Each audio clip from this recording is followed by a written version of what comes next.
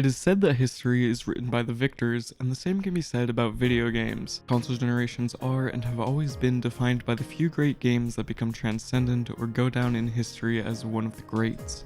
The games that, no matter how old or outdated, will always be relevant in one way or another. In tandem, the trends that come along with the generations are often referred to as either revolutionary or nothing more than a gimmick after the life cycle has come and gone. I generally see these trends following two patterns, and to start I'd like to take a look at the first kind, those being trends that were forced by the hardware innovations that a particular console provides. The jump to disc-based media allowed developers to make their games without cutting as many corners, and the increase in the amount of data that can be stored on discs allowed for games to be larger than ever before. The cheaper manufacturing costs of discs also allowed for more ambitious games like Final Fantasy VII and Metal Gear Solid to be printed on 2 discs, with Outliers being printed on 4 or even 5 discs. This trend is still very much alive today, even though we're in an era of digital downloads and copying games to your system's drive. However, this isn't to say that cartridge-based games lacked innovation. Since each cartridge had to be specifically flashed with the game that was intended for it, it led to some games using special chips inside the cartridge to squeeze more power out of that hardware. Games like Star Fox for the SNES used the first iteration of the Super Effects chip to create the illusion of 3D. Jumping forward in time a bit, during the 7th generation of consoles, Sony and Microsoft were waging war in regards to online play.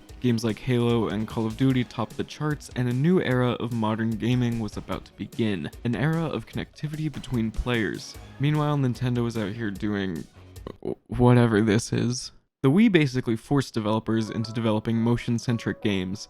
This worked for some franchises like Just Dance and shockingly Resident Evil 4, and allowed for a more casual and pick-up-and-play experience. For a quick second there, motion controls became the hot new thing in the gaming industry. However, Sony and Microsoft fundamentally misunderstood what made the Wii so successful. Unlike the Kinect or the PlayStation Move, the Wii came with all you needed, a perfect pack-in game that captured the hearts of uncles everywhere, while still having a fairly large library of quality titles. These are just a few of the many trends that shaped the industry due to the hardware that the games were on, or the innovation in the tech sphere around the time. However, some of the trends that came from other developers have been slightly more harmful. From microtransactions to a profit-first, customer-last mindset, these are the trends that have harmed the consumer in recent years. Ever since the 7th generation of game consoles, developers had the ability to patch, update, and fix their games after release. After all, there's only so much QA testing that can be done before the game's release, and nobody really knows what the general public is going to do once they get their hands on the copy. Some people just want to break stuff. However, in the past 5 or so years, certain developers have seen it as an opportunity to ship unfinished or incomplete games with a "we'll fix it later" mindset. Of course, this is objectively harmful to the early birds who willingly buy a full $60 game under some guise of quality or advertising that grossly misrepresents the final product. Developers like Hello Games or CD Projekt Red will eventually make good on their promises, but their actions leave me skeptical for further games of theirs going forwards. Bethesda has always been notorious for buggy launches, but Fallout 76 had so many things wrong with it that it essentially became the face of bad video games for a few months. Furthermore, Bethesda owned Arcane Studios recently released Redfall, which quickly became one of the worst rated games released this year. This past record of launching unfinished games has certainly impacted my hype for Starfield, and this isn't just a AAA problem.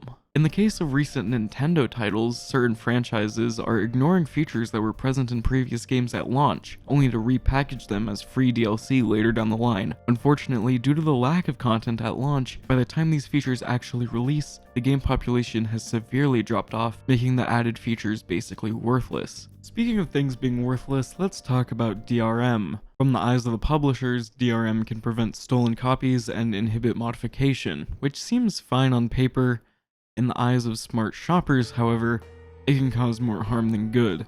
The de novo anti-cheat and anti-tamper clients are known to inhibit the performance of PC games, so much so that when possible, I try to actively avoid it. Not because I want to pirate my games, but because I want to enjoy them in the best possible way. Furthermore, DRMs inhibit offline functionality of select titles. As someone interested in handheld gaming and owns a Steam Deck, there have been multiple occasions in which I'm out and want to play a game, only to be met with the screen demanding an online license authentication. Honestly, DRM has been the reason that I still prefer to take my Switch on short trips and it determines where I buy certain games. There's even more to talk about regarding offline limitations, particularly when it comes to online-only single-player games, such as Ubisoft's former integrated DRM, which broke Assassin's Creed 2 at launch, preventing some from playing their most hyped game of the generation thus far. Diablo 4 launched earlier in 2023 and has had multiple instances of extended and unintended downtime during which absolutely nobody was able to log in. This is despite the fact that a large portion of the core experience can be played completely alone. The same can be said for Destiny 2, which has had some of the worst server stability this season than I can remember in my past 6.5 years with the franchise. While I can see why publishers would want to incorporate some form of a one-time server check as an anti-piracy measure, it cannot be understated just how cumbersome these measures have become. The vast majority of consumers would rather buy the game without having to wait for a reputable crack, but instead they're being punished for a crime that they did not even commit. Let alone, we're not even mentioning the fact that some people just don't have consistent internet access. The summer gaming season has come and gone, and with a Nintendo Direct, PlayStation and Xbox showcases, and a Summer Game Fest all coming to pass, I couldn't help but see some of the announcements and just think that everything's kind of morphing together. Besides the obvious standouts, a lot of the games that Sony, Microsoft, or Jeff Keighley showed off looked like a generic third or first person shooter, some involving some type of magic in a big and sprawling open world. But after like the fourth trailer, it just kind of began to feel lifeless. Games like the recently released Forspoken and the upcoming Immortals of Avium look virtually identical, despite the differences in camera. You could mix and match footage from these games, and the only noticeable difference would be the perspective change. I mostly attribute this to the rise of open world games last generation, accompanied by the focus on lifelike graphics that just combined to make a new generations of games that feel empty or lacking something unique. I can't quite put my finger on where that stems from though. Is it burnout? Perhaps, but I just put 90 hours in Tears of the Kingdom without batting an eye. Playing games like Horizon Zero Dawn back in 2017 felt nothing short of wonderful. Now the only thing drawing me back to Aloy's world is the story and the characters that Guerrilla have built. It's not the graphics, it's not the world.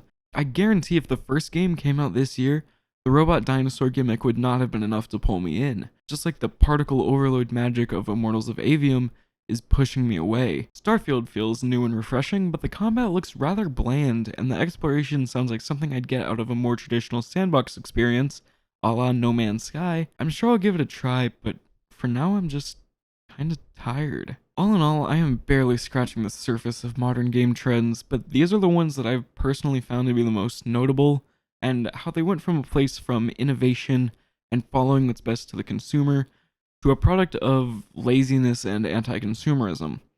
I've touched previously on loot boxes and microtransactions, which is why I've decided not to include those here, as I would essentially just be regurgitating stuff I've already said. In the meantime, I've got to go back to working on my backlog of games. Until we meet again, thanks for watching.